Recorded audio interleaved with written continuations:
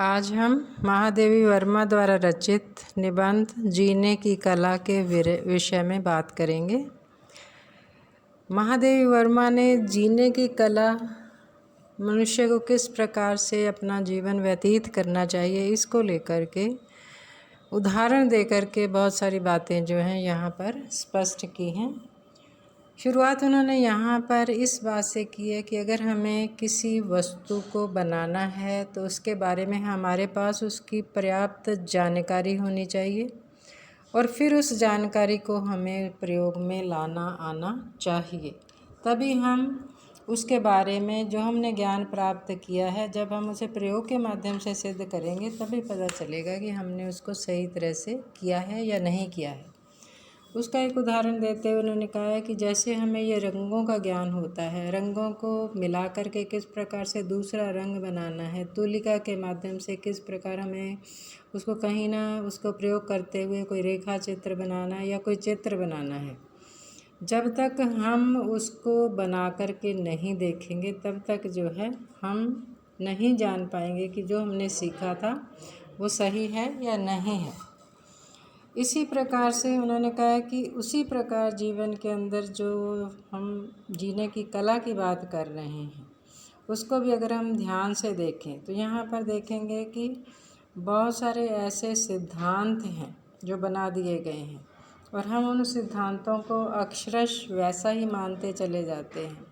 उन सिद्धांतों के बारे में हम जब जानते नहीं हैं, पहले हमें क्या करना चाहिए, सिद्धांत को समझना चाहिए, फिर उसका अनुसरण करना चाहिए। सिद्धांतों का उपयोग करते हुए उनका संचय करते रहना समझदारी नहीं है, अपितु सिद्धांतों को लागू करना चाहिए। लेकिन अब जो सिद्धांत हैं वो ऐसे भी नहीं होने चाहिए कि जिनका उपयुक्त प्रयोग हमें मालूम नहीं है, हम उसका वैसे ही अनुसरण कर रहे हैं। जैसे एक गधे के ऊपर बहुत सारा भार लाद दिया जाए या कोई उसके ऊपर धर्म ग्रंथ रख के दिया जाए तो गधे को उसके बारे में नहीं पता कि वो धर्म ग्रंथ है या कोई वैसे भार है। तो इसी प्रकार हमें जो है पहले सिद्धांतों का ज्ञान प्राप्त करना चाहिए, फिर उस सिद्धांतों का आगे हमें पालन करना चाहिए। अब यहाँ पर फिर अगली बात आती है कि संस्कारों की, हमने जैसे संस्कार हमें मिले हुए हैं उन संस्कारों को हमने मान लिया है, लेकिन यहाँ पर ये कहा है कि जो जीने की कला का जो अभाव है वो सभी के अंदर है, लेकिन विशेष रूप से जो स्त्रियां हैं वो इस अभाव से ज़्यादा पीड़ित हैं। उनके जो अभिशाप है उनके लिए वो जीने की कला को नहीं जानती हैं। अब यहाँ पर सिद्धांतों की गठरी को बांध करके हम चलते रहें कि स्त्री देवी है, स्त्री ममता का रूप है, स्त्री त्याग का रूप है। अब उसने क्या है, अपने ऊपर इस बातों को समझ लिया है कि बस उसे यही करना है। वो खुद क्या है उसको वो समझने की कभी चेष्टा नहीं करती है। जो भारतीय स्त्री है वो विशिष्ट गुणों से संपन्न है। कोई भी ऐसा घर नहीं होगा जहाँ पर त्याग करने वाली, ममता से भरी हुई कोई स्त्री ना हो। अब यहाँ पर ये जो जीने की कला को न जानने का अभिशाप है, अब इससे क्या है, हमें मुक्त होना है। हमें मालूम होना चाहिए कि हम किस प्रकार से जी रहे हैं। कोई चीज़ जो है वो हमारे लिए कौन सी अनुकूल है, कौन सी प्रतिकूल है, कौन सी हमारे लिए उपयुक्त है, कौन सी अनुपयुक्त है, इनके बारे में हमें ज्ञान होना चाहिए। इस प्रकार का कोई भी ऐसा बिंदु नहीं छूटना चाहिए जिसको हम न जान सकें। अब जीने के अधिकार की ये जो अनभिज्ञता है, इसी के कारण क्या है, जो स्त्री है वो निरंतर दासी के समान जीवन जीने के लिए विवश हो गई है। स्त्री पर पुरुष प्रधान समाज जो है निरंतर अत्याचार करता है, मानसिक आघात करता है। कभी वो अपने बच्चों के लिए और कभी अपना घर बचाने के लिए वो सब कुछ सहन करती रहती है।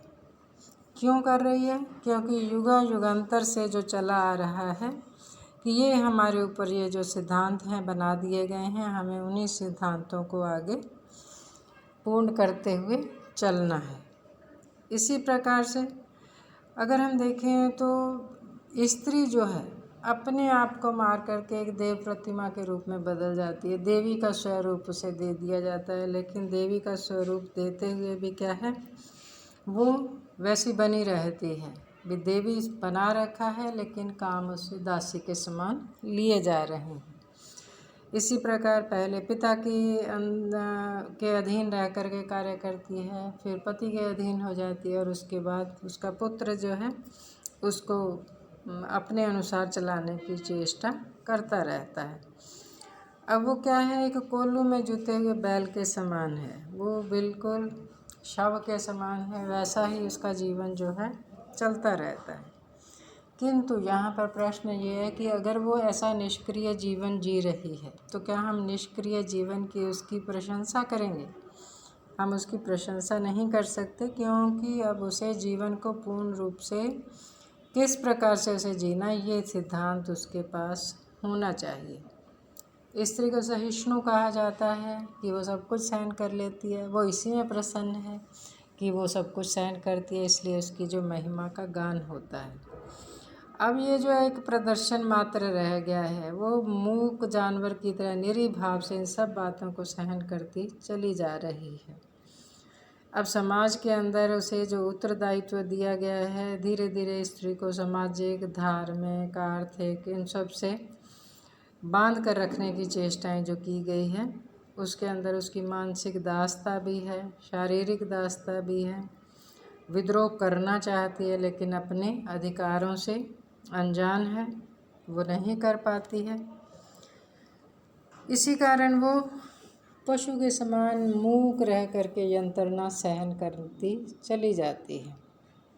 इसी प्रकार से जब आगे पति के साथ रहते हुए उसका जो कर्तव्य है वो गृहिणी का कार्य करती है, जो कि वो भी बहुत महत्वपूर्ण कार्य है, जहाँ पर उसे ये मान लिया जाता है कि वो कौन सा नौकरी करने के लिए जा रही है। लेकिन अब एक जो गृहिणी होना है और उसके कर्तव्य को वहन करना है, ये गलत नहीं है, होना चाहिए।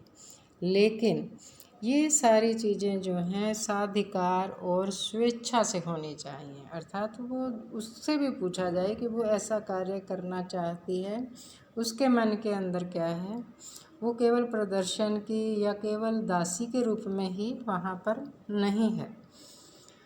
अब सबसे महत्वपूर्ण बात आती है कि हमें जीने की कला सीखते हुए क्या करना चाहिए। अब यहाँ पर यह है कि मनुष्य को न तो देवता बनने की आवश्यकता है और ना ही पशु, यानी कि देवता का स्वरूप यहाँ पर यह दिखा दिया जाए कि वो तो कुछ नहीं कहता है, या वो जो कुछ किया जा रहा है उसके माध्यम से उसका जीवन जो है वो किसी प्रकार से तंग नहीं कर रहा है। तो ये जो जीवन है वो काल्पनिक स्वर्ग में विचरण करने के लिए नहीं है। संसार के अंदर रहते हुए बहुत से कांटे, उसके बहुत सी मुसीबतें सामने आती है, उन सब को प्रशस्त करते हुए उसे आगे बढ़ना है। इसलिए आवश्यकता है समान अधिकार की। जब हम समान अधिकार प्रदान करेंगे सभी को, चाहे वो स्त्री है या पुरुष है, तभी हम जीने की कला को सीख सकेंगे।